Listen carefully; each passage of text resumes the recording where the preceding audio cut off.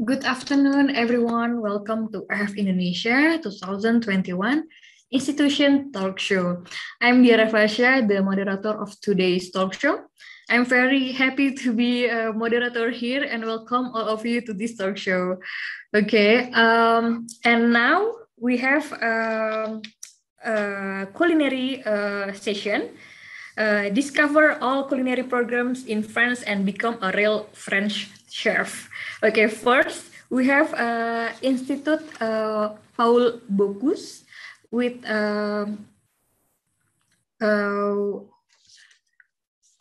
Mrs. Angelica Kayong.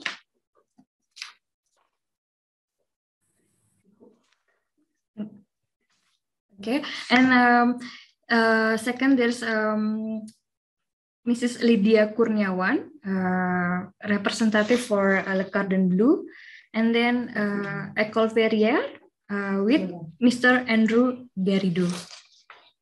Okay, for you, the visitor who would like to join for give the question for our speaker, please give a chat in our YouTube links. Okay, and now we can start for the introduction. For introduction, we can start from Le Cordon Bleu, Mrs. Lydia Kurniawan. Yep. Yes. Thank you, Diara. Yeah. Halo semuanya, selamat sore. My name is Lydia. I'm representing Le Cordon Bleu Paris. Le Cordon Bleu is a culinary arts and hotel management institute founded in 1895 in Paris. We just celebrated our 125th anniversary back in 2020. Of course, with the pandemic, we couldn't do much.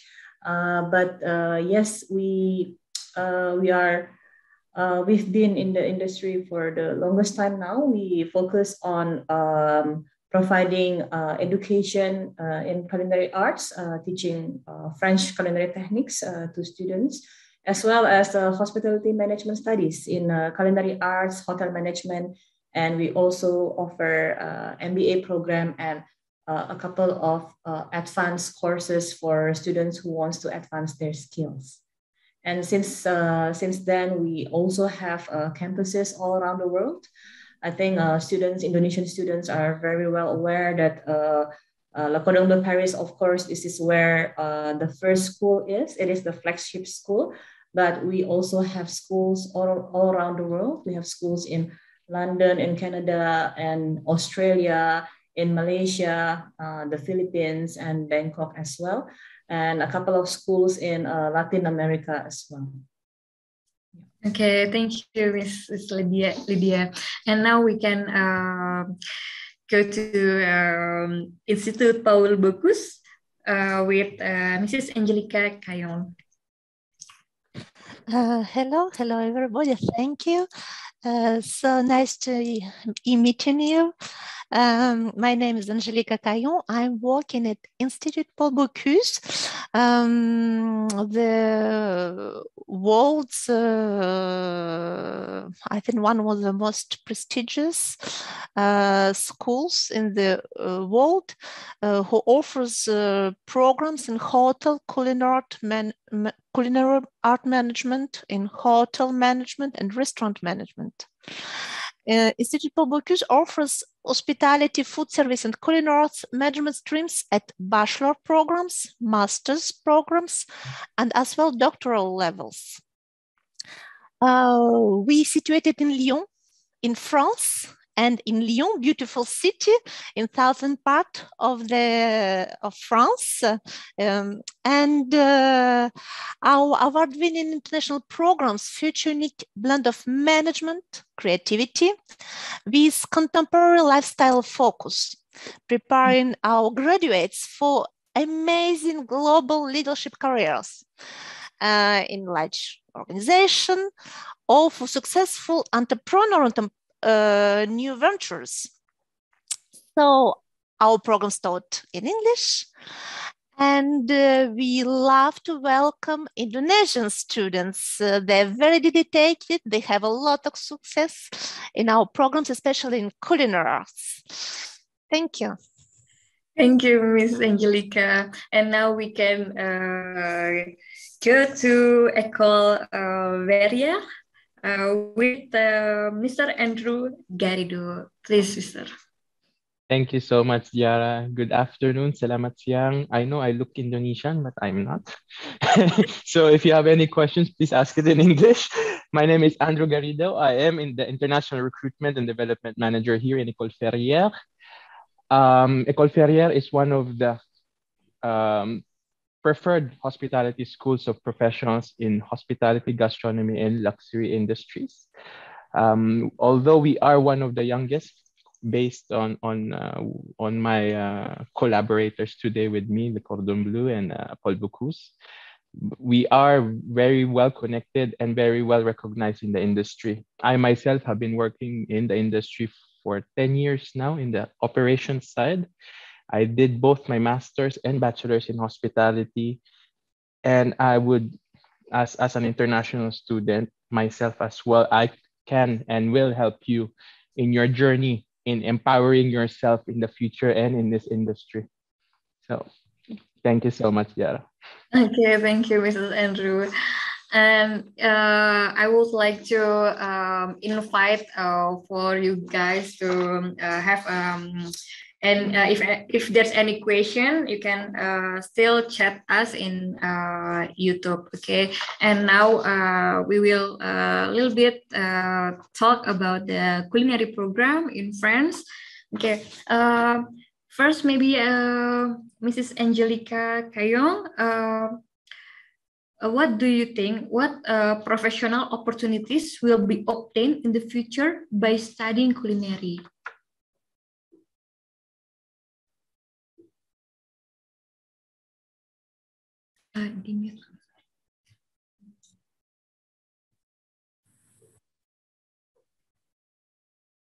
Sorry. Thank you. Sorry. Yes. Thank you for this question. Yes, students who will choose these careers will have amazing opportunities worldwide. Usually these people who choose in culinary arts, at 4, they know that they love cook, they like food, they like to taste new things. At 12, they start maybe helping in family, maybe preparing something, maybe accompany family for markets, traveling, testing new things. And then if they, today, the education is very important in these fields because we need people who will be able, we're preparing people, for example, Institute Paul Bocuse, people who will be experts, virtuous in cuisine, as well as have very strong competencies in management, in entrepreneurship to open their own business or maybe manage huge teams. For example, our students become, after bachelor degree, they can open their own business. We have one Korean student who studied in France, opened his own restaurant and got Michelin star after just 1 year after opening. We have students who are passionate about competitions. Our team of our former students and our chef won the most famous, for example, competition this year, Bocuse d'Or. This is amazing. And we have students traveling as consultant or become maybe executive chef worldwide, running the huge operations in the huge companies and hotel resorts, running outlets. And it's amazing to be able to open own business, to choose where you live, New York, Dubai, London, Paris, Moscow, Jakarta, and also to be able to take maybe a small place in Bali on the beach. So it's huge. Okay.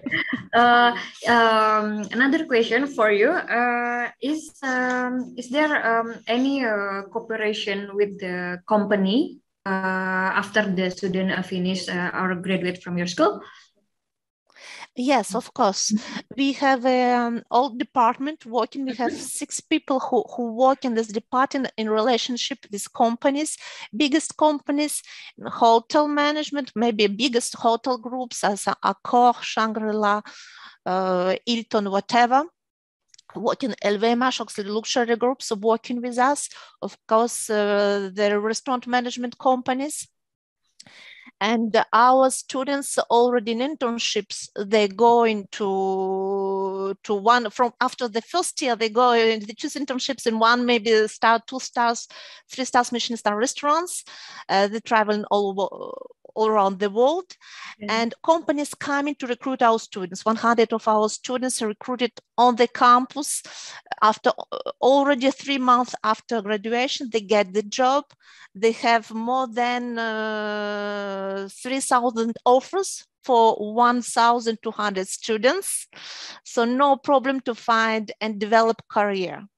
Okay, yes, thank you. And I will go to Mr. Andrew. With the same question, what professional opportunities will be obtained in the future by studying culinary or hotel management? And in your university, is there the cooperation with another companies or hotels? Yes, please. Thank you so much, Yara, and it's a very good question. And I'd like to congratulate Angelica for a good answer on this. It's gonna be the same for any other hospitality or gastronomy school. It's gonna be the same job opportunities for any student. But for Ferrier, what makes us different is our curriculum is based on positive learning.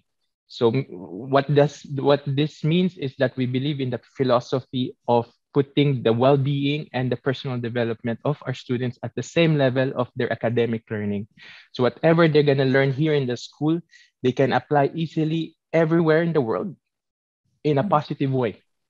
Meaning, that's the beauty of hospitality, is that it's a huge industry on its own. It's like I always tell our students, it's a bit ironic because it's very specific, but at the same time, very general. It means that in the industry, you can find any other jobs. You can find marketers, web developers inside hospitality. I'm talking about hotels, restaurants. You'll find human resource people, IT people. You know, if you really don't know what you want to do in life, actually hospitality, culinary is one of the things that you can study and excel and be flexible enough to be able to go anywhere in the world. Like Angelica is saying, you can go to Jakarta, to Moscow, to Manila, to USA. So hospitality industry is an amazing industry as long as you're very flexible either with the work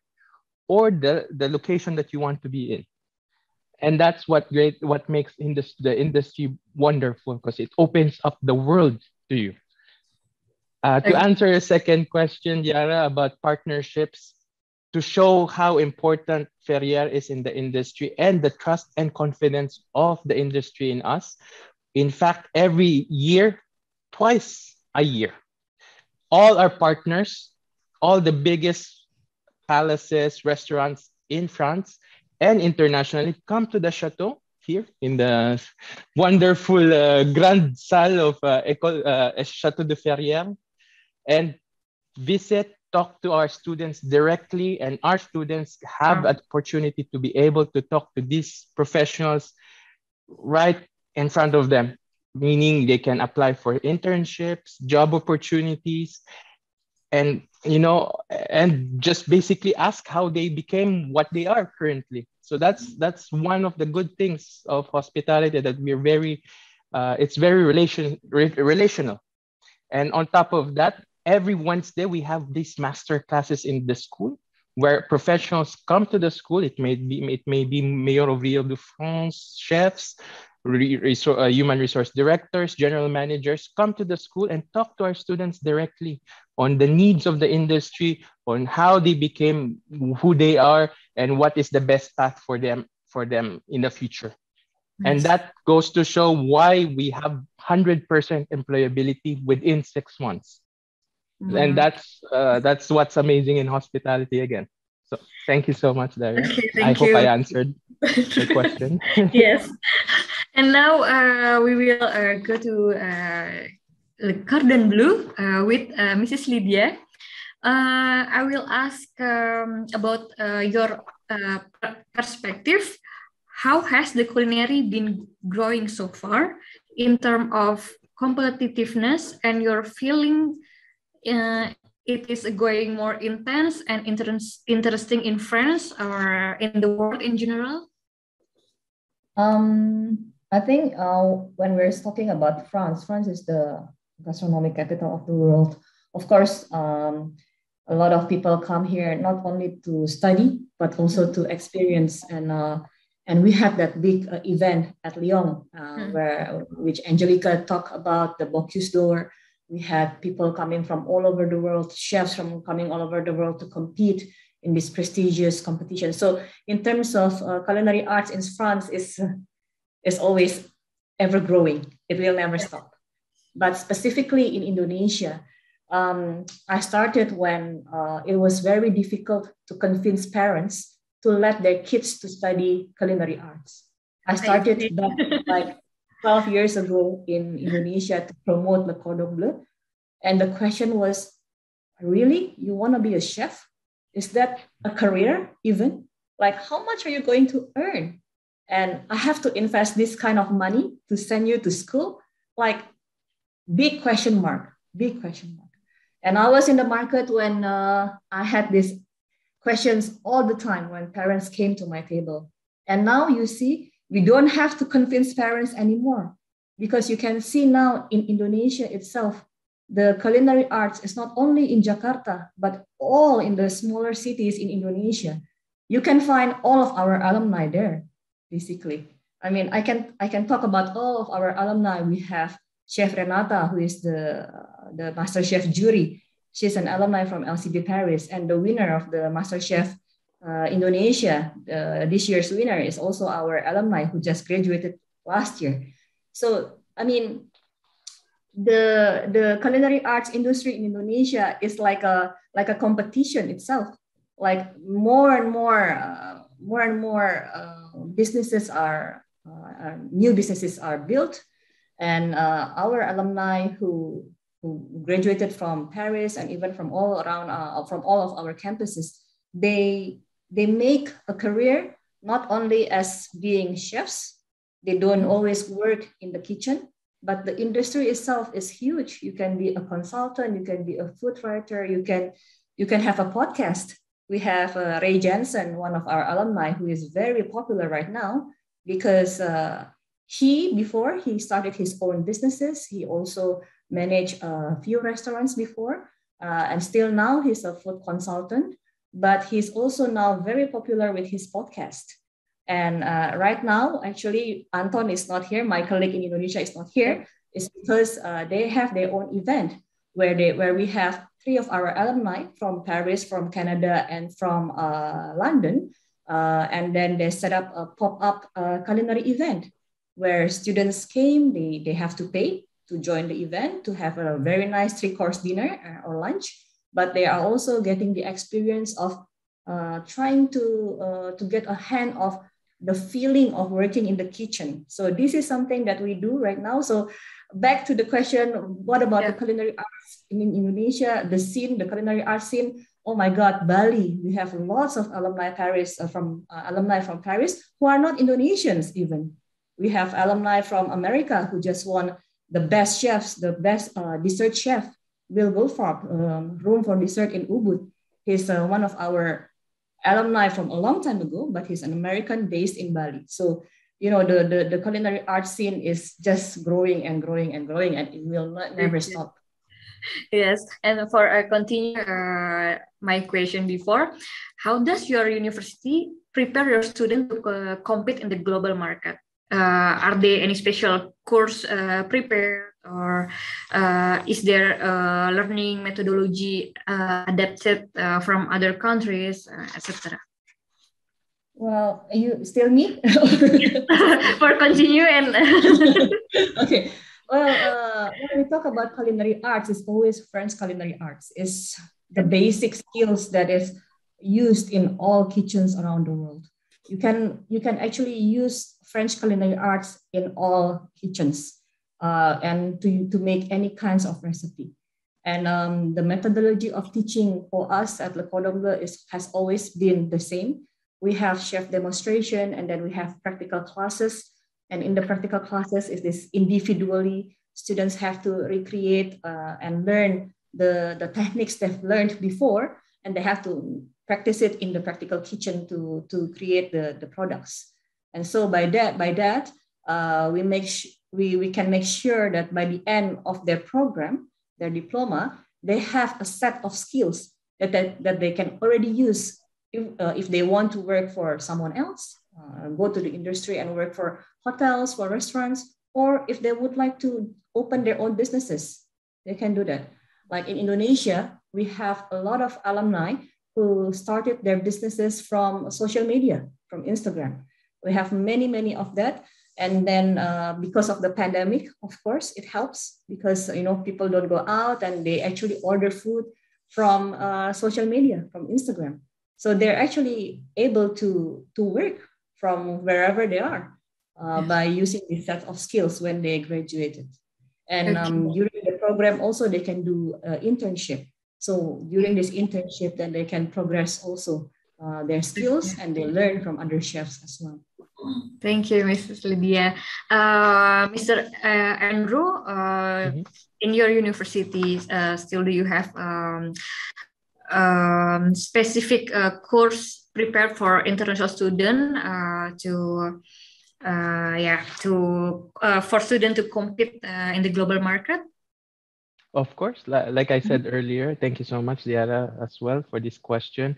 And Lydia, I'd like to know if we're invited to that pop-up restaurant that you were talking about. But to answer the question of Diara, we should go together, Andrew. To answer the question of Diara, yes, like I said earlier, embedded in the curriculum is the positive philosophy, like I explained earlier as well. And on top of that, we believe that we have a saying actually here that in order for you to become a good leader, you have to become a better follower. What that means is that during the curriculum, during your courses here in Feria, you will be doing the normal job of like any other hospitality professional. You'll be going through all the important departments in the industry, like HR, front office, even though it's not your goal. I know you want to become a chef, but it's good to know what the other side do as well. You know, how to serve the food, how to fix beds, how to clean toilets. It's a good adventure and a good experience for you to understand each other. And in the realities of life, you will understand that, oh, maybe he is so busy because he's doing this, and I did it myself, so I know how hard it is, right? So that's the advantage of our curriculum. Secondly, on top of what you're gonna learn in the school, you're gonna be able to practice it directly because of our PAP. It's a program for accelerated professionalization. In Feria, we have a huge ecosystem which consists of restaurants, hotels, and these are real actual restaurants and hotels. They're not application restaurants where there's teacher, but these are real professionals with real clients and of course, real problems behind that. And where our students will be encountering these realities of life.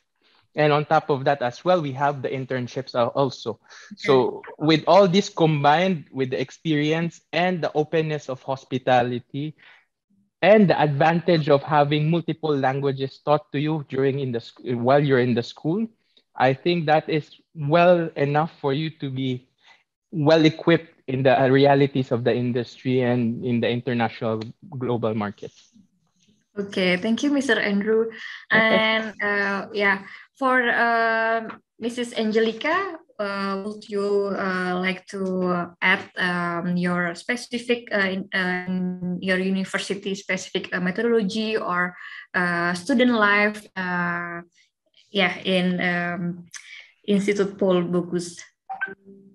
Well, let's start with student life. Of course, it's very important, especially for international students. They will enjoy the amazing campus in beautiful park in neighborhood of Lyon, very safe, beautiful 2 castles, and with very active social life. We have a lot of sport clubs, social activities, and around the school there are huge campus with thousands of students, international students from a very prestigious business school, with engineering school. So students also will meet other students from different backgrounds. This is amazing. And Lyon is a beautiful city for life, for comfortable, beautiful, and you can travel, go to ski resorts. It's 1 hour from Institut Paul Bocuse, travel a lot to other countries, other cities in Europe, of course. Yes. So this is very important. And we have today 68 nationalities on the campus. So even from the situation in the world, which is amazing. This is the first thing. Regarding our signature of our programs, Institut Paul Bocuse is very known for our creativity signature. We bring students very strong techniques. They become, what I said, the virtuos in cuisine, and as well as very strong managerial skills and communication skills. What I would say also, the experience will be validated in our outlets. We have 5 stars hotel and Galerie by Sofitel, 6 restaurants, 1 Michelin star restaurant, 1 gastronomic restaurant in the city center. We have also amazing facilities for discover everything related to coffee management, tea management, wine cellars, for example. We have also black box facilities where students can create their pop-up restaurants and working on new concept creation and run them. So and of course, the last point is experience internship. They will, for example, in bachelor program, in 3 years of study, they will spend 14 months in internship, 3 internship. So usually first one in France, second one, they might go to international in our exchange program with our partners, and then stay in the region. Usually it's in Europe, it might be in Asia, it might be in the United States, and the last one internship 6 months after 3rd year study, and then they really can fly very far away, United States, South America, maybe, or come back to Asia. Thank you. To continue with your statement about the internship, I would like to ask, how does your school help students to find an internship? Is it Mrs. Angelica to continue? Thank you. Okay, I continue. Thank you. Yes, we have our talent managers, our team. Talent managers, they're working with students from the first moment that they come in, step in the school, and they will discover their character. We believe all our students are talented people, and we help them, accompany them to develop these talents. Okay. And of course, all our students are really focused on their future career. Some of them wishing to take over and develop the business of their families. Some of them would like to start all over the new one. So our talent management team will accompany them, organizing meetings with industry. As Andrew said, we're doing every 2 months on campus with conferences, meetings with industry representative, human resources directors from huge groups, hotel groups, restaurant groups, management. And as well, our talent manager will help students to make a choice for internship, right internship for them, because for somebody maybe 1 Michelin star, 3 Michelin star restaurant will be right, but maybe for someone will prefer to go for smaller places, more easygoing. Depends of each person's choice, right? And character and preferences. And they will accompany during all their studies to develop their skills, talents, and of course oriented their future objectives in career. Okay, thank you, Mrs. Angelica. Before we continue, I will remind the visitor, if you have any question, you can chat our YouTube. So we continue now with Mr. Andrew. How do you think about the culinary or hospitality and creative industry businesses in the face of digitalization industry 4.0? Will this industry be able to keep up with digitalization? Thank you. Thank you so much, Dara. And it's a very interesting question, and it's been bothering all the hospitality professionals worldwide with this question. In fact, but I remain optimistic on this because hospitality, as a general, it's like I said earlier, it's a relational industry. There will always be a need for human interaction. So even though there's the digitalization, the having robots, having a robot take your bag upstairs, having check in with the computer like that, there will always be a need to have someone interacting with the people, having that warm touch of talking to someone real. So I believe with all my heart that hospitality industry, culinary industry will survive digitalization. In fact, it will just enhance the feeling, the experience with the help of technology, and that will make hospitality industry even better with this digitalization 4.0. Okay, thank you, Mr. Andrew. How about you, Mrs. Lydia? Do you have the same idea with Mr. Andrew about the digitalization 4.0 in this industry? Yeah, I think I have the same, completely agree with Andrew, because hospitality, in a sense, the meaning of hospitality is being being friendly, being and I think you cannot delete the human touch when you go into the hotels, you go into hospitality industry, not only the hotels but all of the establishments inside it. You cannot rely on digitalization. But of course, with the advance of technology, I think everyone is using that to expand and to grow in all of the sectors inside the hospitality itself. But the human touch will still be there. You cannot go into a hotel or restaurant and expect people to be happy to be greeted by robots. I don't think it's impossible. But of course, we need to be growing with the advancement of technology in terms of probably marketing, in terms of the systems, the finance systems and stuff. But in reality, people come to hotels, people come to restaurants, people come to anywhere related to the service industry. It's not only just the hotel itself. You go to a bank, you have problems, you don't want to be treated by a robot. You want to meet someone and talk about your experience and try to find solutions if there are problems. So I think the hospitality industry will be as it is in terms of the human side of the sector. Okay, thank you, Mrs. Lydia.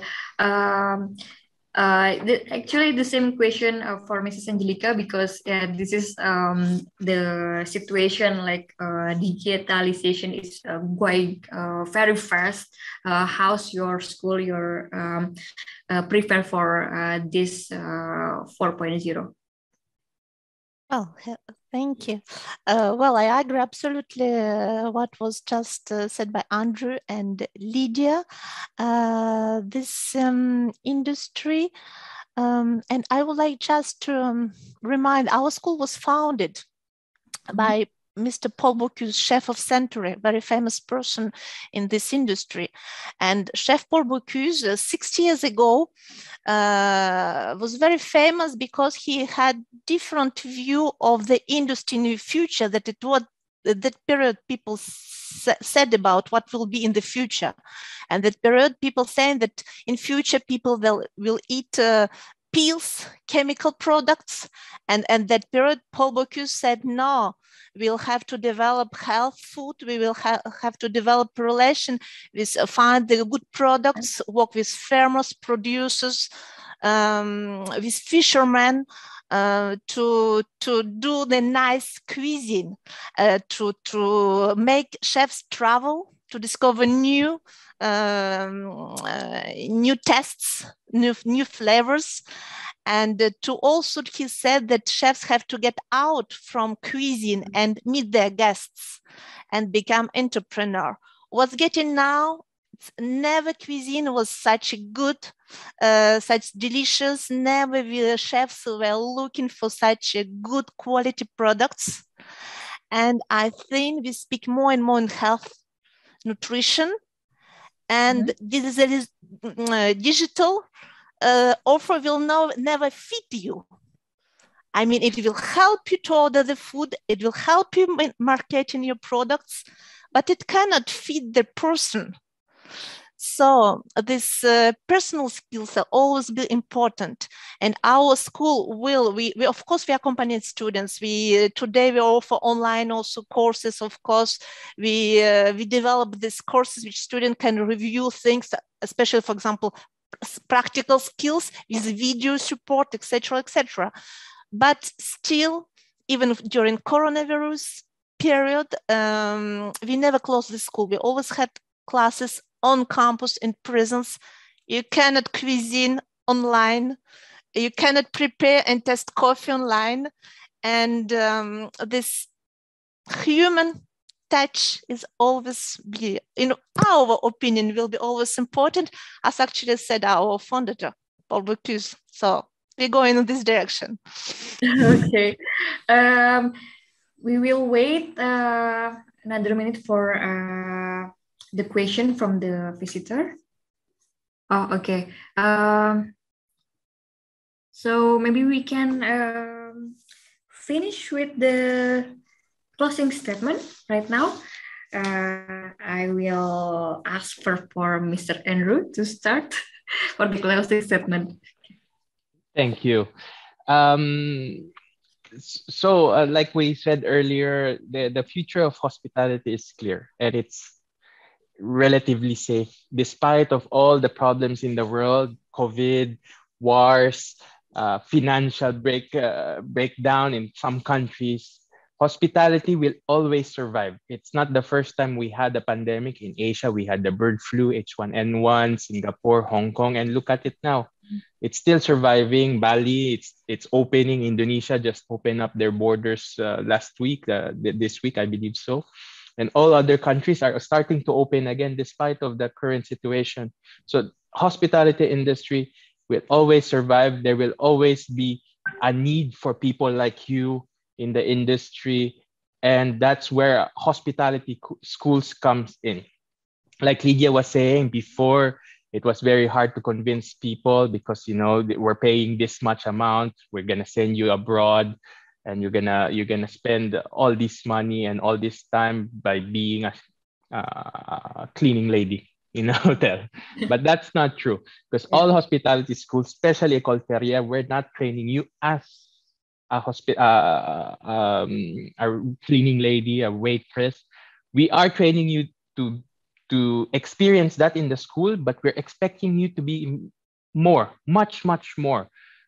To have your own business, to become the leaders of hospitality of the future. That's what we want for you.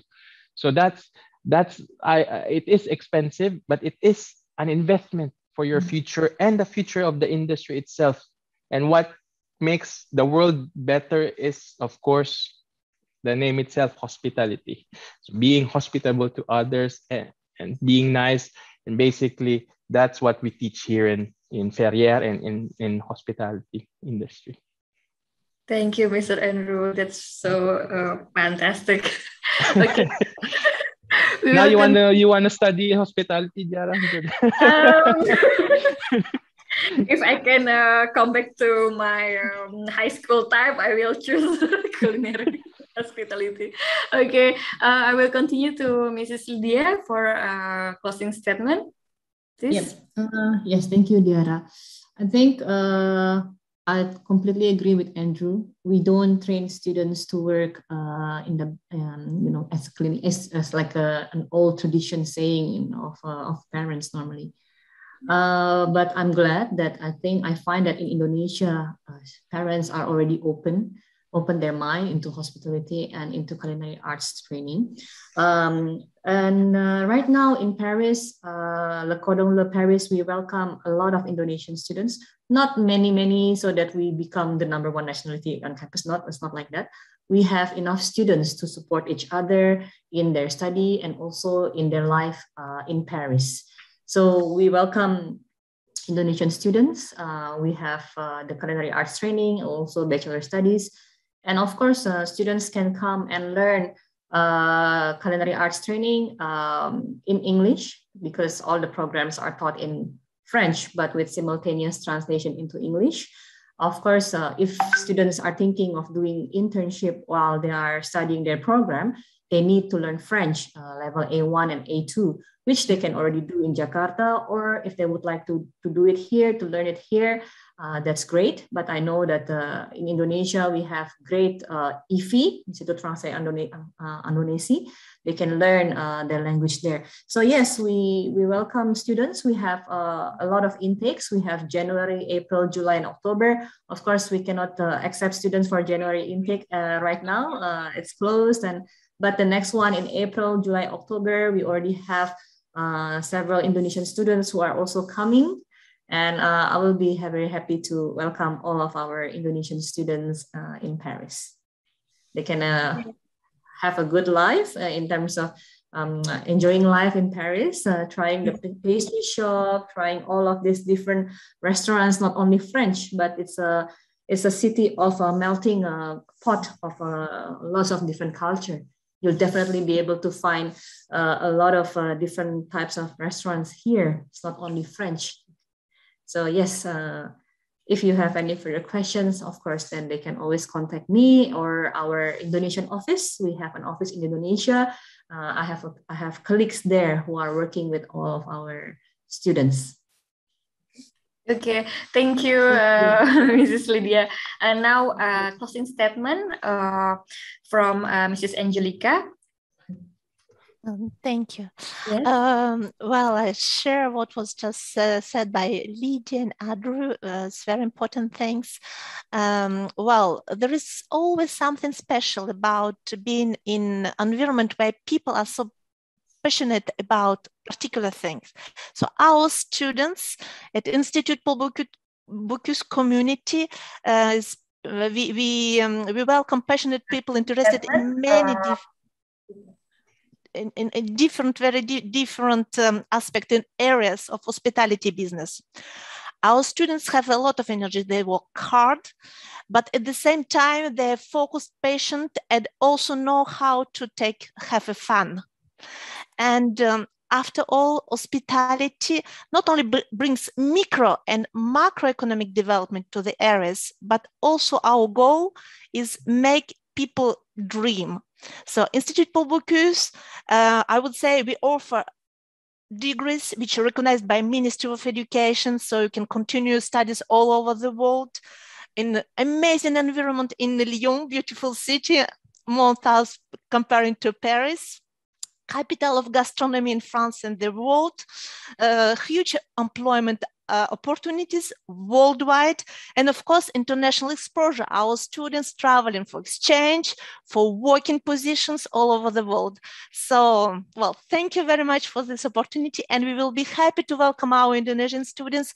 Currently, we have students from Indonesia. They really enjoy this life, new experience in France, which is epicenter of gastronomy in the world. And we'll be happy to welcome them in our Indonesian new students in Lyon. And of course, you can also contact our students who are now in Lyon studying and to exchange with them to know how life is in France, how is life study in this culinary art management, hospitality, and restaurant management. Thank you. Okay, thank you, Mrs. Angelica. Now, before closing, I would like to remind the visitor, if you have any question, more question, lots of question, you can come to their booth after this talk show. And here there's a website for each university. There's Paul Bocuse, Le Cordon Bleu, and Ecole Verrières. Okay. Thank you so much, everyone. Bon weekend. And yes, see you soon. Okay, bye. Terima kasih. Terima kasih.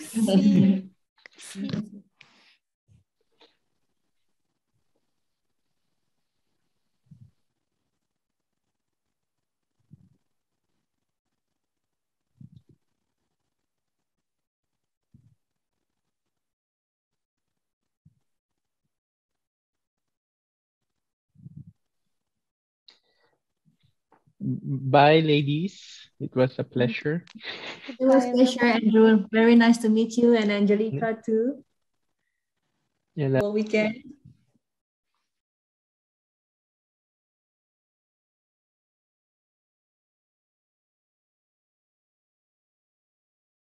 Oh, thank you. Goodbye. Hope to see you soon, France. Yes.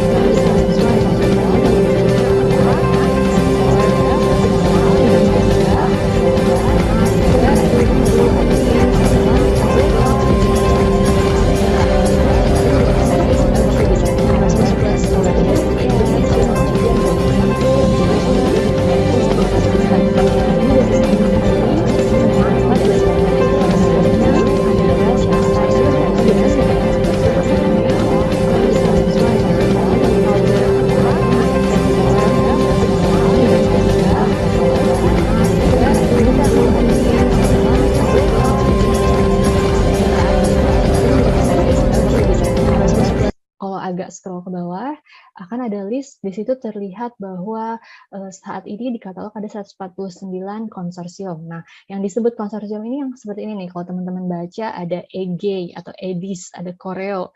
Nah, itu yang kita sebut konsorsium. Jadi teman-teman bisa lihat sendiri ada project locations, ada yang satu konsorsium itu ada 7 negara, ada yang 4 negara, dan bidangnya pun beragam. Di sini ada yang economics of globalization, ada engineering of data intensive intelligence, ada bahkan di dense knowledge, practice, and heritage, dan bidang-bidang lainnya. Teman-teman bisa filter sendiri di sebelah kiri.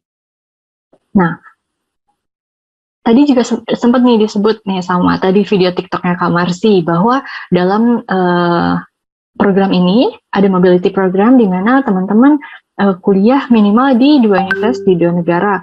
Jadi ada program, ada satu konsorsium yang mungkin mengharuskannya itu pindah setiap semester. Mobility programnya ada pula yang setiap tahun. Jadi tergantung dari programnya masing-masing. Nah, mungkin saya akan mencontohkan sedikit tentang program yang pernah saya ikuti, yaitu yang sekarang juga ada di katalognya, bernama AVEPA, atau European Masters Program in Agriculture, Food and Environmental Policy Analysis. Kenapa di sini saya menuliskan ada beberapa specializations di program ini? Karena ini juga akan berpengaruh saat teman-teman misalkan memilih priority. Saya tahun pertamanya ingin di universitas mana sih, di negara mana, tahun keduanya ingin di universitas mana, di negara mana. Itu akan kalau untuk first year mungkin belum kelihatan ya, itu bisa acak dari teman-teman misalnya saat di motivation letternya juga menunjukkan saya minatnya di mana, terus nanti mereka akan di program koordinator di konsorsium tersebut akan mapping gitu. Kalau misalnya si kandidat ini dia tertarik di bidang misalnya development policy, itu berarti lebih ke university yang di Belgium. Kalau environmental lebih di yang Sweden. Nah, sama pula halnya nanti di pertengahan antara tahun ke-1 ke tahun kedua, teman-teman akan diminta propose. Kalau di program ini, maksudnya di program AVEPA, propose tahun kedua ini nanti kira-kira tesisnya mau ke bidang apa sih? Itu juga akan menentukan mapping kemana teman-teman akan di-assign untuk universitas di tahun keduanya. Nah, juga mungkin ada juga yang pindahnya tiap semester seperti itu. Nah, di sini hanya mencontohkan saja bahwa dari satu konsorsium itu terdapat beberapa partner universities. Kalau teman-teman lihat, kalau saat saya join itu, partner university itu hanya berasal dari negara-negara Uni Eropa, tapi di sini ternyata saat ini bahkan partner university-nya itu tidak hanya dari negara-negara Uni Eropa, tapi juga ada di luar EU, yaitu seperti di AVEPA ini ada Chile dan juga Kenya. Nah, untuk kegiatan tahunannya, setiap program pun bisa berbeda. Ada yang mungkin di summer itu ada yang mengadakan internship program dari konsorsiumnya. Ada pula yang kalau di AVEPA ini contohnya misalkan mereka mengadakan summer school, di mana di summer school ini sebenarnya kegiatan wajib karena di mahasiswa tahun pertama mereka harus memberikan seminar tesis proposalnya, dan untuk mahasiswa tahun kedua itu sidang tesisnya, itu di rangkaian summer school tersebut. Dan juga dilengkapi dengan summer course, field trips, dan juga social event lainnya. Nah, siapa nih yang eligible untuk menerima beasiswa Erasmus Plus ini? Untuk non-EU citizen, tentunya tidak terdaftar sebagai warga negara di negara Uni Eropa manapun, dan juga dalam 5 tahun terakhir tidak melakukan aktivitas utama seperti bekerja atau studi selama lebih dari 12 bulan di negara Uni Eropa manapun. Nah, untuk basic requirements-nya, teman-teman tentunya perlu siapin CV. Nah, CV ini baiknya lebih preferable dalam versi Europass. Teman-teman bisa googling Europass template CV. Itu biasanya di website-nya itu tersedia beberapa template, bahkan tidak hanya versi English, tapi juga beberapa bahasa lokal dari negara-negara Uni Eropa. Nah, juga untuk English proficiency test-nya, buktinya harus disiapkan juga. Biasanya ada program yang mereka offer mau IELTS, mau pakai TOEFL, it's optional, tapi ada juga yang mungkin harus IELTS atau harus TOEFL. Dan juga untuk skornya, teman-teman harus cek, karena setiap program bisa berbeda. Untuk minimum skornya, ini yang saya tunjukkan di sini, it's like in general, but it could be higher, the requirements could be higher. Dan juga untuk ijazah, kalau misalnya ternyata ijazah S1-nya teman-teman ini belum belum berbahasa Inggris atau belum bilingual, juga teman-teman bisa menggunakan jasa penerjemah tersumpah untuk menerjemahkan ijazahnya ke dalam bahasa Inggris. Ada juga yang keempat, ada recommendation letter. Teman-teman bisa siapkan either the recommendation letter, either it's from your academic supervisor, atau bagi teman-teman yang sudah bekerja, mungkin juga bisa dari supervisor di tempat kerjanya. Dan yang kelima ada motivation letter dan atau statement of purpose. Jadi ada beberapa program yang memang hanya mempersyaratkannya, oke, motivation letter aja oke, tapi ada juga seperti program yang pernah saya ikuti, mereka juga mensyaratkan statement of purpose sebagai salah satu persyaratan. Apa sih bedanya? Kalau misalkan untuk motivation letter itu, jadi teman-teman menjelaskan like how would you fit to the program, like why the program coordinators should take you to be given an opportunity to take the program, to be given the opportunity to join this program. But kalau untuk yang statement of purpose itu lebih ke how would you foresee your career or your strength and weakness after doing this program, and how would your career look like after this program. Itu untuk statement of purpose. Nah, dan juga mungkin ada additional dokumen lainnya yang disyaratkan oleh program-program yang berbeda. Jadi baiknya misalkan teman-teman dalam IMJMD ini kan maksimal itu bisa daftar sampai ke 3 program. Nah, pastikan melihat secara detail satu-satu dari setiap program, karena bisa jadi sangat berbeda, bisa jadi sama, tapi kebanyakan setiap program mempunyai persyaratan yang berbeda. Nah, untuk timeline-nya sendiri, saat ini nih, masa-masa sekarang ini, dari Oktober hingga Desember sampai Januari, biasanya pendaftaran dibuka.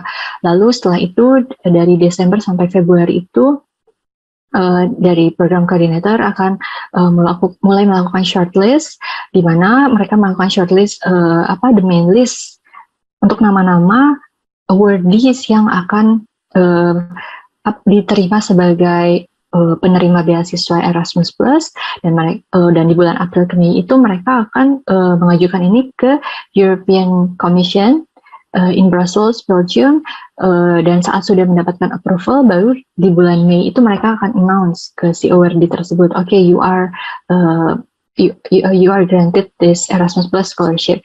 Dan di bulan Agustus, September atau Oktober biasanya di awardee akan bisa mulai studi. Ini tergantung dari negara dan universitasnya masing-masing untuk start winter semesternya. Nah, untuk scholarship grant sendiri berapa sih gitu? Nah, ini di sini ada tuition fee sebesar 18.000 euro. Ini biasanya tidak diberikan ke awardee, tapi diberikan dari EU langsung ke universitas masing-masing. Untuk living allowance untuk master degree ada 1.000 euro per bulan, dan karena tadi kita punya mobility program, jadi kita juga diberikan travel allowance dan juga settlement allowance yang in total berjumlah 4.000 euro per tahun. Nah, untuk travel allowance 3.000 euro per tahun, dan juga ada settlement allowance gitu. Untuk doctoral degree hampir sama, mungkin ya berbeda sedikitnya itu di living allowance, yaitu sebesar 1.600 euro per bulan. Nah, untuk visiting scholar berkisar di 14.800 euro per orang per 3 bulan. Apa sih benefitnya dari secara overall untuk dari beasiswa Erasmus Plus ini sendiri? Tentunya teman-teman akan bisa mengimprove interpersonal skills, karena you will meet a lot of people from different background, different countries. Of course, enhance your broader academic experience because you study in several universities and also different countries as well. Of course, the academic experience will be different.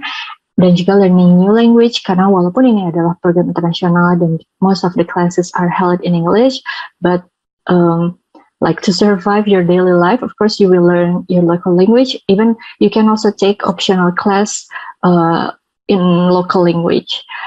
Dan benefit lainnya tentunya you can graduate with double degree or joint degree, because you study in different universities, and also there is no commitment after graduation from the European Union. So either you choose to stay in Europe to seek for job or internship, or you want to go back home, it's up to you.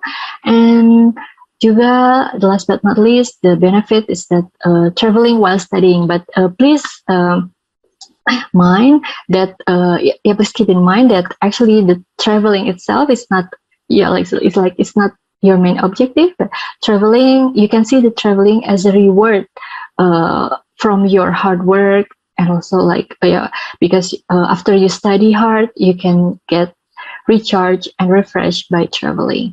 So I think that's all from me. Thank you. Ya, kita akan mulai sesi tanya jawab. Kebetulan mereka berdua salah satu alumni kita yang akan memberikan insight dan juga jawaban pada sore hari ini. Jadi jika teman-teman viewers ada pertanyaan, boleh disampaikan di kolom chat. Jadi kita akan bacakan, kita akan coba jawab antara Mbak Dwi ataupun Mas Dika. Oke, sekarang saya coba ke Mbak Dwi. Untuk Mbak Dwi, ini ada pertanyaan, apakah ada batasan usia Mbak untuk maksimum boleh apply di program Erasmus? Oke, seperti tadi disampaikan di video TikTok yang membahas, sejauh ini sih tidak ada batasan usia ya, Mas Firza. Selama persyaratan dapat dipenuhi, persyaratan administrasinya, seperti itu. Pertanyaan berikutnya nih Mbak, ada juga yang nanya, bedanya motivation letter sama personal statement letter apa sih? Mungkin tadi kayak Mbak Dwi udah kasih insight, tapi mungkin mereka belum dengar dengan jelas nih. Oke, ya mungkin yang membedakan dari motivation letter itu kan di motivation letter teman-teman lebih ke kayak how would you fit with the program, jadi mendetailkan apa skill dan juga menjelaskan reason kenapa sih ingin join program ini dan kenapa si koordinator ini harus menerima dia untuk di program ini. Nah, tapi kalau untuk statement of purpose itu lebih ke kayak bercerita tentang diri kita, apa yang sudah influence academic atau career path kita gitu, dan juga karir kita tuh nanti mau kemana sih setelah program ini, kayak gitu sih, itu bedanya. Oke, satu lagi Mbak Dwi sekalian, apakah udah S2 bisa nggak sih kira-kira apply S2 lagi di EMG/MD?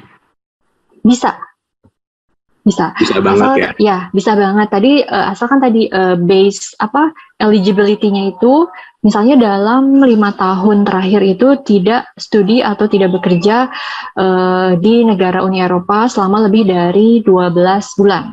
Oke, bisa diingat. Sekarang saya coba ke Mas Dika lagi nih Mas, untuk timeline-nya kira-kira pendaftaran EMJ ini tanggal berapa sih? Ada nggak sih exact date-nya, semuanya dibuka kapan? Kalau tanggal spesifiknya mungkin aku udah nggak terlalu ngikut ya yang tahun ini, tapi beda-beda setiap program ya, Dik ya. Iya, biasanya tiap program tuh beda. Ada yang mulai buka di akhir tahun. Dulu program kita punya banget Oktober, itu November mereka mulai buka. Lalu maksimal pengumpulannya itu sampai Februari untuk yang mau dapetin beasiswanya. Jadi ada 2 jalur untuk yang dapat beasiswanya. Deadline-nya biasanya lebih awal. Tapi untuk yang misalnya mau nyari funding sendiri gitu. Atau mau dari personal funding, itu biasanya deadline-nya di-extend sampai bulan Mei. Jadi kurang lebih persiapannya kalau buat beasiswa itu ada sekitar 3 bulan waktu itu. Persiapannya aku lakuin. Oke. Sama ini adalah pertanyaan lagi, Mas. Saya sekarang masih semester 1, apakah saya harus nunggu sampai S1 untuk bisa dapat Erasmus? Mungkin kalau untuk full degree ya kali ya. Mungkin untuk exchange tadi bisa dicek ke internasionalnya. Ini saya dari Fatia juga, mungkin bisa dijawab. Jika salah pernah dengar, ada teman yang mendaftar program S2 itu akan lebih besar peluangnya jika pernah S1 Erasmus juga. Benar nggak sih? Apa itu Mbak Dwi dan Mas Dika juga merasakan hal yang sama? Oke. Mbak Dwi boleh.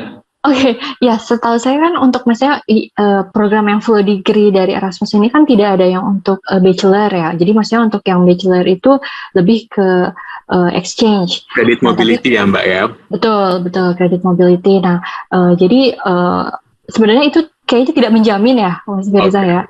Kalau dari saya pribadi sih melihat. Kalau Dika, apa dulu juga Erasmus juga auto S1-nya? Pernah exchange kah atau gimana? Enggak, cuman temanku dari kita berdua berangkat kan dari IMT kita berdua berangkat. Nah temanku yang satu lagi itu dulu tahun sebelumnya dia Erasmus exchange. Oke, ini juga ada salah satu pertanyaan. Hai kakak-kakak, says almost every applicant has a good story to write. Any tips to make our story stands out? Jadi mungkin Dika udah sempat jawab sih ya. Be honest ya Dika. Ada further tips nggak sih? Be honest, sama satu lagi resep tambahannya. Coba tunjukkan kalau kalian sangat mengerti dengan program yang kalian apply. Sama sih kayak daftar kerja, kayak kita tahu posisi apa yang kita cari gitu kan pada saat kita daftar, itu bakal stands out juga buat mereka yang nanti meriksa. Ini kita. Mungkin nambahin sedikit juga tadi sempat di-mention sama Kak Hanif juga, jangan sampai di motivation letter itu lebih malah kayak ini tuh kayaknya cuma pengen dapet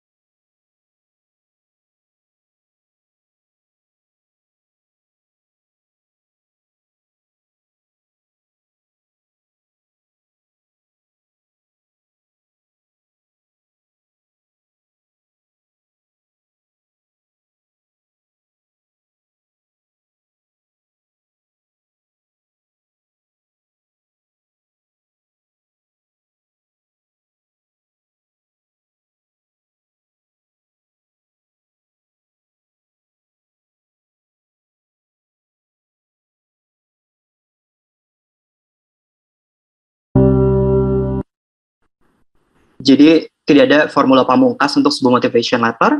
Jadi sebenarnya makanya kita kasih judul sini preparation untuk creating successful motivation letters, karena what you can do is prepare as much as possible. Seperti itu. Sebenarnya ada 3 bagian ya, yang akan saya bagi di presentasi ini untuk menulis motivation letter. Pertama research, kedua reflection, ketiga expectation. Research ini lebih banyak ke area research tentang programnya, program Erasmus, universitasnya, bahkan ke kurikulumnya. Kemudian reflection itu lebih kayak what can you offer as prospective students. Kemudian setelah kalian melakukan 2 ini, ekspektasi kalian apa? Seperti itu. Research, get to know university. Jadi sebelum kalian apply sebuah program, tentunya kalian harus lihat dulu nih, sebenarnya ini programnya seperti apa. Misalnya kalian tertarik dengan program Erasmus Public Policy. Nah, terus kalian lihat gitu, apakah di situ ada public policy luas, kalian lebih tertarik ke ekonomi misalnya. Apakah benar dia ada tentang ekonomi gitu, yang stream optionsnya seperti Mbak Dwi bilang tadi kan, misalnya dalam satu program itu ada beberapa spesialisasi seperti itu. Terus research itu juga penting, karena dari situ kalian bisa lihat nih, siapa sih alumninya. Dari situ kalian bisa lihat profil orang-orang yang diterima di program, seperti itu. Mereka tadinya background-nya apa sebelum mereka dapat program tersebut, terus setelah itu mereka kerja di mana gitu, apakah align dengan tujuan kalian untuk daftar program tersebut. Nah, kemudian interest. Ketertarikan kalian tuh muncul karena apa sih sebenarnya? Apakah karena skill kalian, pengalaman kalian cocok seperti itu, atau karena sebenarnya jurusan ini itu cocok dengan future contribution yang kalian mau, seperti itu kan. Karena dengan program ini nanti kalian bisa lebih elevate your career path, misalnya kayak gitu. Terus bisa juga karena berhubungan dengan S1 kalian, seperti itu. Nah, atau juga kalian tertarik kan universitasnya nih, karena kalian pengen hidup misalnya di Eropa, negara tertentu, misalnya Belanda atau Jerman, sehingga kalian ingin program ini. Jadi identify ketertarik kalian tuh di mana, make a list dari situ. Kemudian kita selanjutnya ke motivation. Motivation ini juga what you have to do, make a list gitu. Nah, motivation letter yang bagus adalah motivation letter yang kalian personalize. Kalau kalian daftar 3 program, karena maksimal Erasmus itu boleh daftar 3 program, jadi kalian harus personalize each motivation letter buat program. jangan kalian daur ulang ininya ya, motivation letter. Jadi ketika kalian daftar satu program, kalian harus benar-benar membuat motivation letter untuk program itu. Banyak hal yang bisa kalian gali, misalnya dari sisi akademiknya, karena kalian ingin belajar keilmuan tertentu, atau theoretical framework yang mau kalian pelajari itu relevan dengan passion kalian, misalnya karena kalian misalnya volunteer di beach cleanup, jadi kalian pengen mengambil master yang berhubungan dengan marine atau dengan circular economy, seperti itu ya. Atau juga bisa dari life story kalian nih, karena kalian tumbuh di daerah pantai, seperti itu, kalian melihat bahwa banyak sampah plastik di sana. Ini saya menghubungkan banget dengan sesi sebelumnya ya. Jadi misalnya seperti itu, terus kalian merasa bahwa saya ingin mengambil master di bidang circular economy, seperti itu. Nah, terus yang selanjutnya juga dalam hal karir. Jadi kayak kenapa sekarang kayak gitu? Kalian udah kerja 3 tahun, kalian baru kerja 1 tahun, atau kalian sudah kerja 8 tahun. Kenapa sekarang sih gitu? Why now gitu? Why at the current stage of your career? Nah, ini juga yang bisa membuat kalian menggali alasan kenapa kalian ingin mendaftar program tersebut. Misalnya kalian bisa bilang bahwa saya sudah mempunyai ilmu yang cukup, saya sudah identify the gap di lapangan, kayak gitu. Jadi saya sekarang ingin mempunyai theoretical framework yang bisa menjawab masalah itu karena saya tidak punya, seperti itu. Lalu karir perspektif juga bisa, misalnya mungkin kalian changing career gitu ya, S1-nya setelah kerja di bidang yang berbeda dengan S2 yang mau kalian tuju, boleh banget. Jadi kalian jelaskan gitu sebenarnya kenapa kalian mengambil jurusan ini untuk changing career, atau mungkin bisa career kalian lebih bisa di elevate setelah mendapatkan program ini, kayak gitu. Nah, growth opportunities juga bisa seperti itu dengan mengambil program ini. Misalnya kalian merasa bahwa kalian akan dibekali dengan banyak hal, seperti itu. Jadi skills secara akademik, research skill, misalnya kalian ingin jadi researcher setelah lulus, atau interpersonal skills karena kalian bergaul dengan orang dari berbagai macam karakter dan juga dari berbagai belahan dunia, seperti itu. Bisa. Dan yang terakhir, kalian juga bisa memasukkan state of the world or country.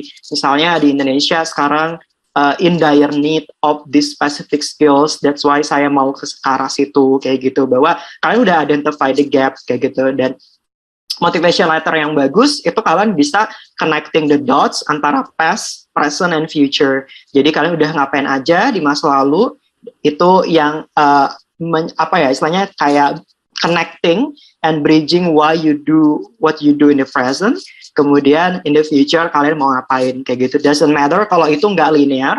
Misalnya kalian S1-nya apa, pas bekerja kalian realize bahwa saya lebih suka ini yang tidak berhubungan dengan S1. Jangan takut, itu banyak banget, kayak gitu. Yang penting kalian bisa jelaskan di motivation letter-nya. Kemudian yang terakhir itu ada expectation, kayak gitu. Nah, expectation ini apa sih gitu? Expectation ini adalah setelah kalian melakukan research dan reflection, lalu kalian bisa menjawab sebenarnya benar nggak sih program ini tuh cocok buat saya. Jadi kalau saya masuk program ini, saya akan benar di-develop nggak skill saya, seperti itu. Terus kurikulumnya yang sudah saya riset, apakah benar itu kompatibel dengan skill yang saya cari. Jadi kalau kalian sudah riset dan reflect, kalian akan mendapatkan banyak sekali jawaban-jawaban, bahan-bahan untuk menyusun motivation letter kalian. Jadi kalian di situ bisa melihat bahwa kurikulum ini ternyata sangat berhubungan dengan skill yang saya cari di bidang ini, atau ini requirement untuk saya berkarir di sini. Entah itu karirnya naik atau entah karirnya berubah, kalian bisa bilang bahwa ini sangat berhubungan, kayak gitu. Jadi career development sangat yang ekspektasi kalian secara pribadi adalah career development, misalnya untuk dapat Erasmus, oke, akan terjawab dan akan terpenuhi dengan mengambil program ini, kayak gitu. Nah, banyak hal di expectation ini yang akan membuat kalian itu istilahnya itu mix and match ya. Jadi setelah research and reflect, kalian akan bisa menjawab sebenarnya benar nggak sih kalian pengen itu, dan itu akan sangat terrefleksi di motivation letter kalian gitu. Motivation letter yang bagus itu seperti apa sih? Nah, tadi setelah kita bahas motivation letter yang bagus itu yang seperti apa, yang pertama kalian udah riset university-nya apa. Yang kedua, kalian sudah tahu interest and motivation kalian. Yang ketiga, kalian sudah tahu ekspektasinya apa dan kenapa kalian akan fit di program itu, seperti itu. Jadi motivation letter yang bagus setidaknya memiliki 3 elemen ini, dan kalian bisa bercerita di motivation letter kalian dengan baik, seperti itu, ada flow-nya. Saya selalu bilang kalau menyusun motivation letter jangan jadikan prestasi sebagai main idea, tapi sebagai supporting main points. Misalnya kalian bekerja di bidang public policy seperti itu, kenapa kalian tertarik, kalian ceritakan, kalian sudah engage high level stakeholders dan lain-lain, kemudian baru di akhir to show bahwa kalian benar-benar tertarik dan bahwa kalian benar-benar mendalami ini, kalian sudah misalnya di akhirnya bernegosiasi atau mendukung policy changes di government, misalnya seperti itu. Jadi usahakan itu menjadi sebuah cerita, dan setidaknya 3 poin yang di sini itu bisa membuat kalian mencari bahan, karena kebanyakan untuk menulis motivation letter teman-teman itu mental block ya, writer's block gitu, kayak oke, nggak tahu nih harus mulai dari mana, seperti itu. Nah, kalian bisa mengambil 3 tadi, research, reflect, expectation. Jadi dari situ kalian bisa memulai untuk mencari tahu siapa kalian, apakah universitas ini tepat untuk saya, lalu apakah keinginan saya ketika saya berkuliah akan terpenuhi dengan program ini.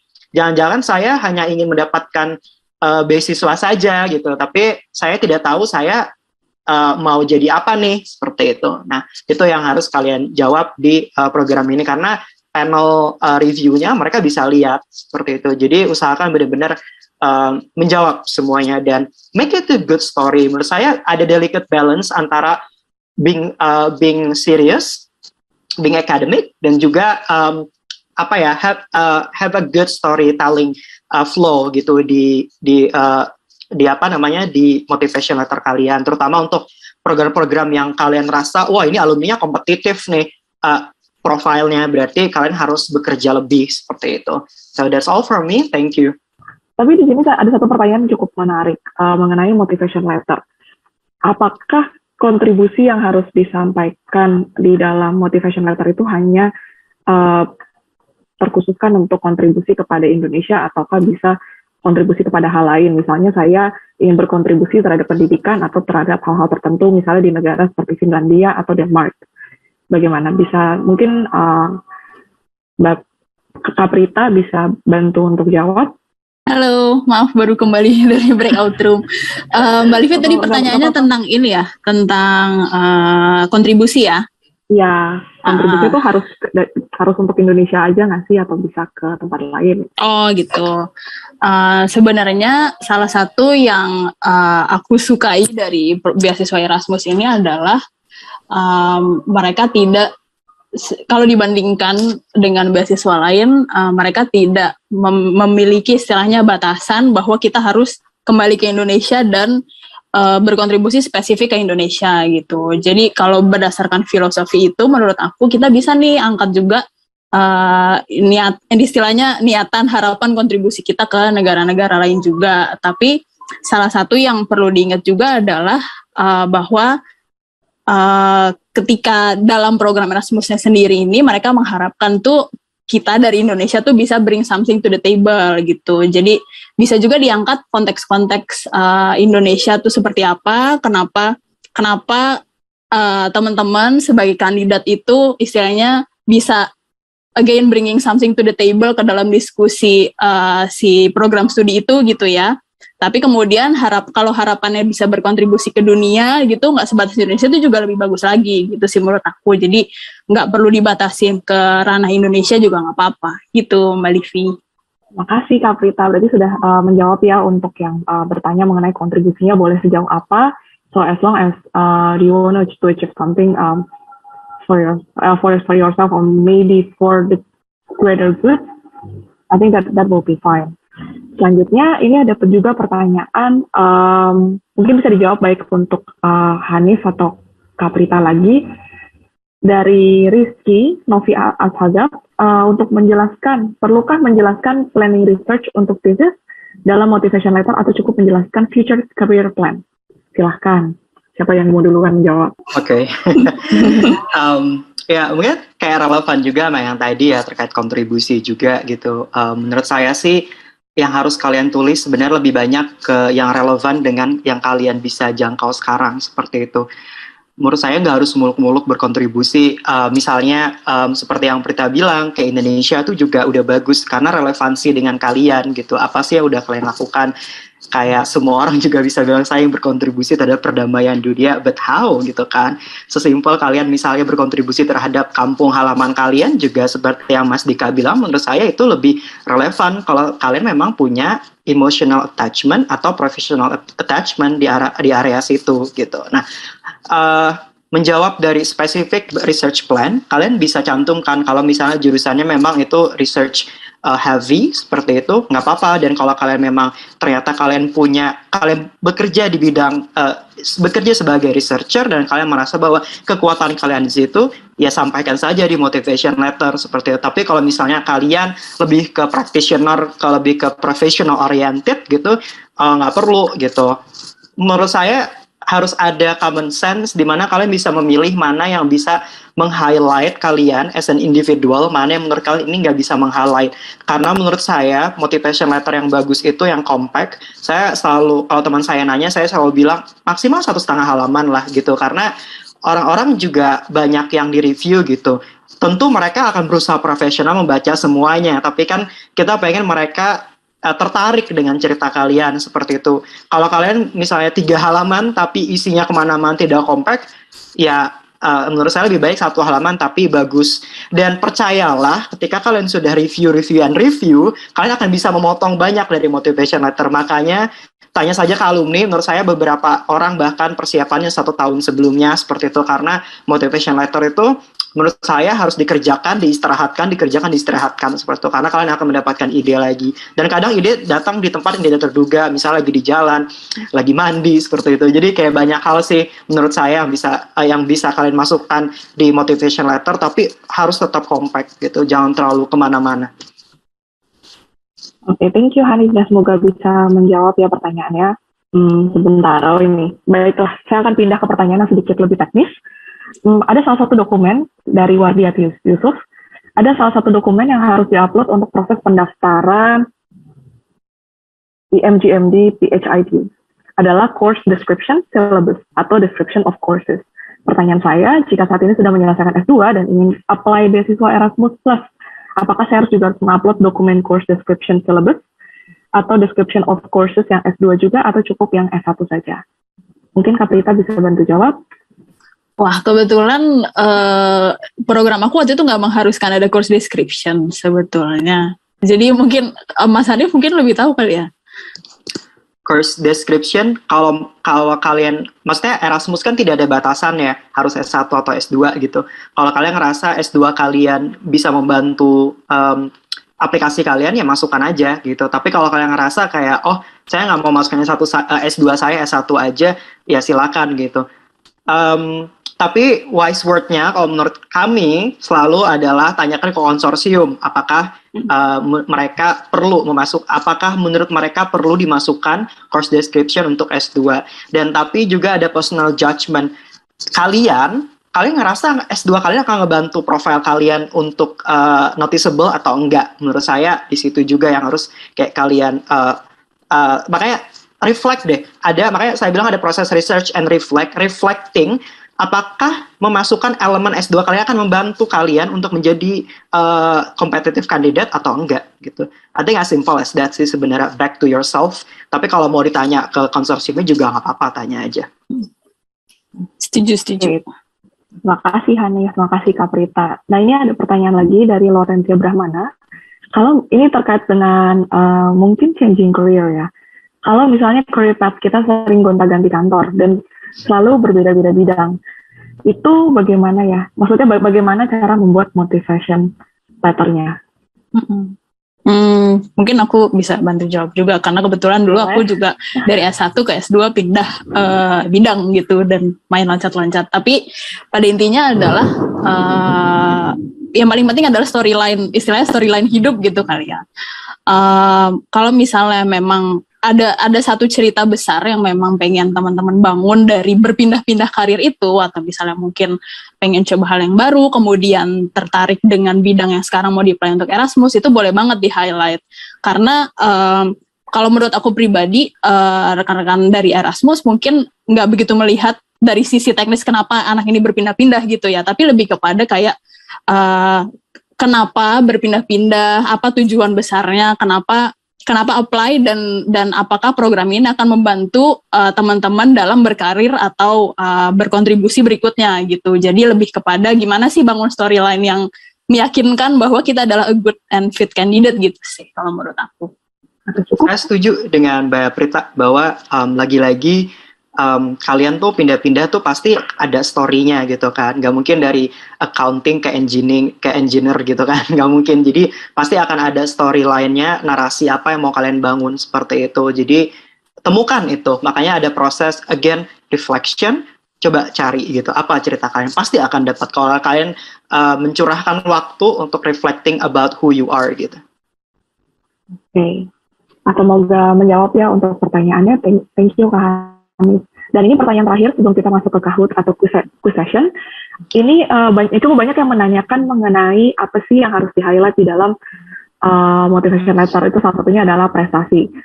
Banyak yang bertanya seberapa besar prestasi yang harus yang bisa yang ingin dimasukkan. Apakah harus yang tingkat nasional atau internasional, atau boleh sesuatu yang mungkin small, personally rewarding. Atau ada juga yang tanya, sebenarnya prestasi non-akademik tuh boleh nggak sih untuk dicantumin, misalnya memenangkan kompetisi bidang arts, music, culture, itu bisa jadi poin plus atau enggak? Ini bisa Kak Prita atau Kak Hanis boleh bantu jawab. Mungkin aku dulu ya Mas Hanif, nanti Mas Hanif bisa tambahin.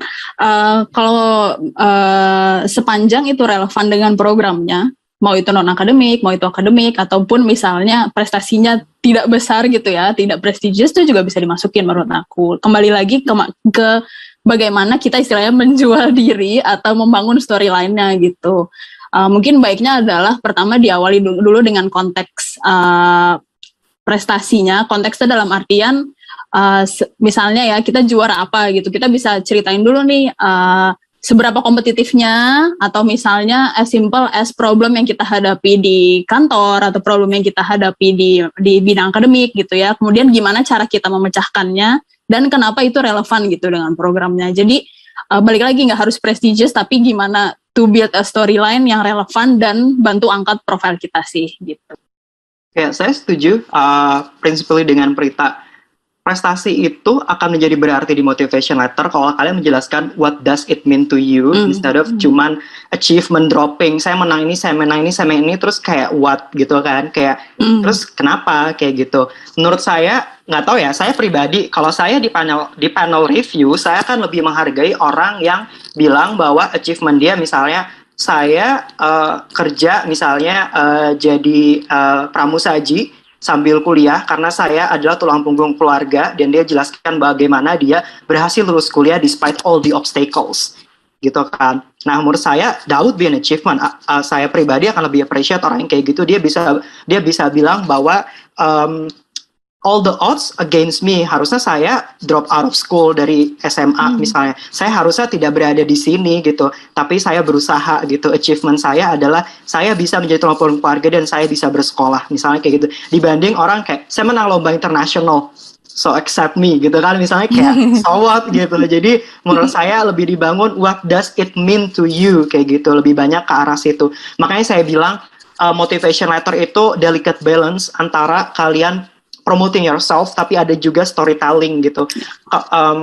Jadi jangan jatuhnya nanti kalian kayak arogan, kayak I'm entitled to do this, I'm entitled to get the scholarship kayak gitu. Karena tadi ada pertanyaan, apakah orang yang misalnya udah exchange Erasmus akan dapat S2? Enggak juga, banyak juga yang udah exchange tapi nggak dapat S2 Erasmus, seperti itu. Doesn't mean kayak ini Erasmus exchange menurut saya prestasi gitu ya, dan itu kan prestasi yang dari EU sendiri gitu. Nah tapi doesn't guarantee you to get the spot gitu. Jadi menurut saya banyak hal, elemen-elemen di sana yang makanya proses reflection penting banget, karena di situ yang akan kalian temukan seperti itu. Jadi jangan berkecil hati misalnya GPA kalian nggak terlalu tinggi atau IELTS kalian nggak terlalu tinggi, itu tidak terlalu dipedulikan ya, selama kalian memenuhi standar. Misalnya dia minat 3,0, ya udah itu bare minimum. Mereka nggak akan melihat orang dengan IPK tinggi berarti akan lebih berpotensi. Enggak juga, selama kalian bisa menjelaskan misalnya IPK saya 3 karena saya harus kerja 3 jobs untuk memenuhi kebutuhan sehari-hari saya misalnya.